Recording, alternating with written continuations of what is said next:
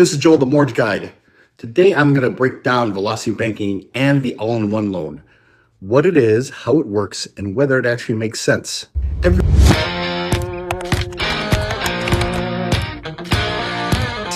Everyone keeps hearing about Velocity Banking like it's some sort of magic trick. It's not. It's math. Let's start with how a normal mortgage works. On a traditional mortgage, you're on something called an amortized schedule. That means in the early years of your loan, most of your payment is going toward interest, not principal. Why? Because the bank calculates your interest based on your full balance, and it does that on a fixed schedule. So even though you're making your payment every month, your balance doesn't move much at first. A large portion of what you're paying is going towards interest before it ever touches your principal. That's why a lot of people feel stuck. It feels like you're making progress, but the numbers aren't moving the way you expected. Now, Velocity Banking changes one thing. It changes how and when interest is calculated. Instead of an amortized structure where interest is applied on a fixed schedule, Velocity Banking uses simple interest, which is calculated daily. And that one change is everything. Because now your balance matters every single day. So when your income comes in, instead of sitting in a checking account doing nothing, it immediately lowers your loan balance.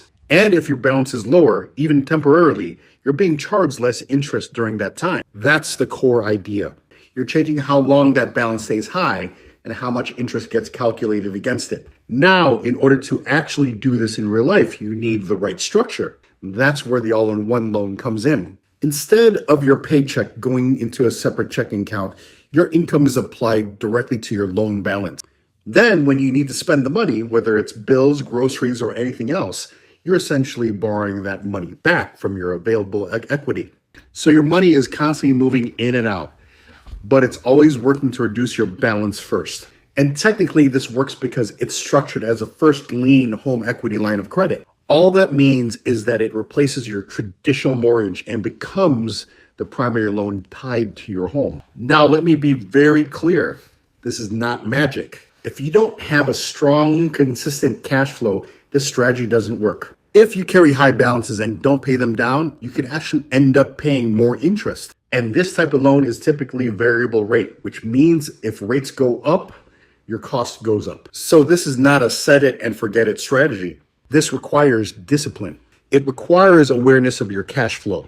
And it requires you to actually follow the system. But for the right person, someone with stable income, good habits, and the ability to manage their money intentionally, this could be extremely powerful. You can reduce the amount of interest you pay. You can gain more control over your cash. And you can potentially pay off your home much faster than a traditional 30-year mortgage. So, Velocity Banking isn't a hack. It's a system. And the real question isn't whether it works. The real question is whether your behavior supports the system. If you want me to break this down for your specific situation and actually run the numbers for you, reach out. Because when this is done right, it is powerful.